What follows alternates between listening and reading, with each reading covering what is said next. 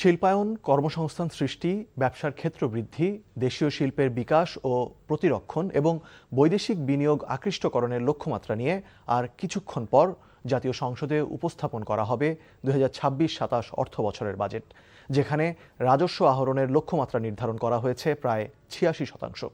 Budget প্রস্তাবনায় অর্থমন্ত্রী আমির খসরু মাহমুদ চৌধুরী তুলে ধরবেন সরকারের লক্ষ্য মধ্যমেয়াদে কর জিডিপি অনুপাত 10% করা এবং দীর্ঘমেয়াদে 2035 সালের মধ্যে তা 15%-এ উন্নীত করা।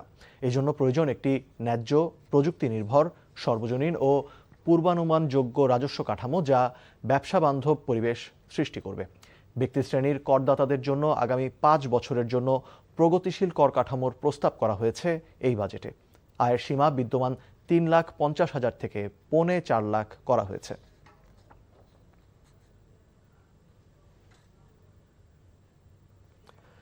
এদিকে 2026-27 অর্থ বছরের প্রস্তাবিত 9,38,000 কোটি টাকার জাতীয় বাজেট অনুমোদন দিয়েছে মন্ত্রিসভা।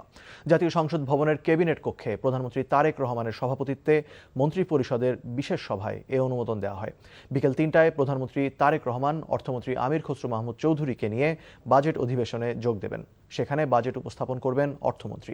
এদিকে বৈঠকের আগে অর্থমন্ত্রী আমির খসরু মাহমুদ চৌধুরী জানিয়েছেন, ভঙ্গুর অর্থনীতি থেকে স্থিতিশীলতার দিকে যাওয়ার প্রচেষ্টা থাকছে এবারের বাজেটে।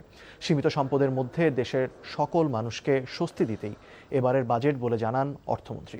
দেশের 55তম এবং বর্তমান সরকার ও অর্থমন্ত্রীর প্রথম বাজেট এটি। দেশের ইতিহাসের সর্বোচ্চ বাজেটে রাজস্ব আয়ের লক্ষ্যমাত্রা নির্ধারণ করা হয়েছে 6,95,000 কোটি টাকা, যেখানে ঘাটতির পরিমাণ 2,43,000 কোটি টাকা।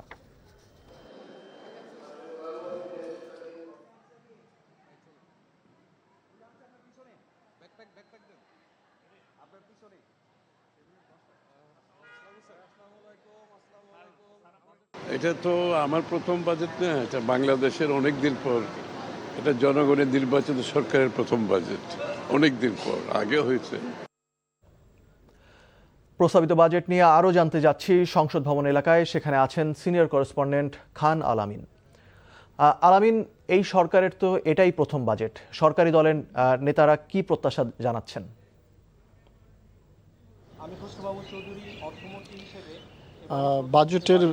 বাজেট পেশের পূর্বের যে আনুষ্ঠানিকতাগুলো রয়েছে এরই মধ্যে সবই শেষ হয়েছে। ঘণ্টাখানেক পরেই সংসদের যে অধিবেশন সেটি শুরু হবে এবং সেখানেই অর্থমন্ত্রী আমির খসরু মাহমুদ চৌধুরী এই 2026-27 অর্থ বছরের বাজেট পেশ করবেন। আমরা শুনছিলাম অর্থমন্ত্রী যেটি বলেছেন, মন্ত্রিসভার বৈঠকের আগে যোগ দিতে যাওয়ার আগে সাংবাদিকদের সাথে তিনি কথা বলেছিলেন। তিনি যেটি বলেছেন, ভঙ্গুর অর্থনীতি থেকে বেরিয়ে স্থিতিশীল অর্থনীতি গঠনের প্রক্রিয়া শুরু হচ্ছে এই বাজেটের মাধ্যমে। আমরা খুব বেশি নেতাদের সাথে কথা বলতে পারিনি, কারণ এখনও অনেকে আসছেন, আবার সবাই আসলে বাজেট পেশের পূর্বেই তারা তাদের প্রতিক্রিয়া ব্যক্ত করতে চাচ্ছে না। তারপরও আমরা দেখেছি যে পরিকল্পনা প্রতিমন্ত্রী জুনায়েদ সাকি তিনি যখন এসেছিলেন তার সাথে আমরা কথা বলেছি। তিনি যেটি বলেছেন যে বিদ্যমান যে অর্থনৈতিক বাস্তবতা রয়েছে এবং বিএনপি সরকারের যে নির্বাচনী ইশতেহার, এই দুটি বিষয়কে মাথায় রেখেই বাজেট প্রণয়ন করা হয়েছে। বিদ্যমান অর্থনৈতিক বাস্তবতা বলতে তিনি যেটি বুঝিয়েছেন যে ফ্যাসিস্ট সরকারের সময় রেখে যাওয়া যে ভঙ্গুর একটি অর্থনীতি আছে, সেই ভঙ্গুর অর্থনীতিকে মাথায় রেখে কিভাবে এই ভঙ্গুর অর্থনীতিটিকে স্থিতিশীল পর্যায়ে নিয়ে যাওয়া যায়, সেই বিষয়টি বাজেটে সবচেয়ে বেশি গুরুত্ব দেওয়া হয়েছে। পাশাপাশি নির্বাচনী ইশতেহারের মাধ্যমে যে সকল সামাজিক নিরাপত্তা বেষ্টনীগুলো ঘোষণা করা হয়েছিল সেগুলোকে এবার বাজেটের আওতায় নিয়ে আসার একটি প্রচেষ্টা ছিল। তো আমার কাছে এই হচ্ছে সবশেষ তথ্য। বাজেট অধিবেশন শুরু হলে আরও নতুন নতুন তথ্য আমরা জানতে পারবো। মুশফিক। দর্শক, এবারে আমরা যাচ্ছি আমাদের সিনিয়র করেসপন্ডেন্ট নিয়ামুল আজিজ সাদেকের কাছে। সাদেক, বিরোধী দলের নেতারা কি বলছেন বাজেটকে ঘিরে?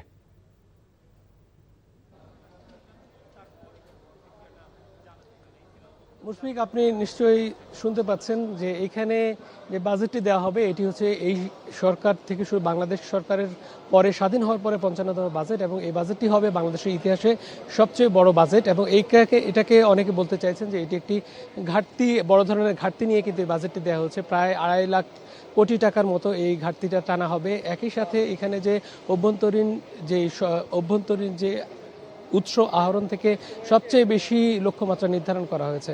আপনাকে জানিয়ে রাখতে চাই, কিছুক্ষণ আগে বিরোধী দলের যেই নেতারা রয়েছেন তারা এখানে প্রবেশ করেছেন, তারা বলেছেন এই বাজেট যেন হয় জনবান্ধব এবং এই বাজেটে বিশেষ করে সাধারণ মানুষের যে চাওয়া পাওয়ার জায়গা, বিশেষ করে সাধারণ মানুষ চায় যে তাদের নিত্যপণ্য এবং অন্যান্য জীবনযাত্রার মান যেন ঠিকমতো থাকে, তাদের আয়ের তুলনায় যেন সে বিষয়গুলো খুব বেশি না বাড়ে, সেদিকে যেন সরকার লক্ষ্য রাখে।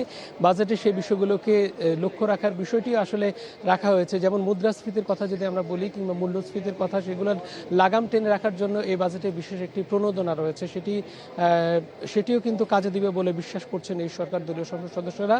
তবে তারা বলছেন যে এই যে সরকারের যে বাজেটটি, এই বাজেটটি অনেকে বলছেন উচ্চাভিলাষী, কারণ বাংলাদেশের ইতিহাসে 9,38,000 কোটি টাকার মতো এত বড় বাজেট কিন্তু এর আগে দেওয়া হয়নি, যে কারণে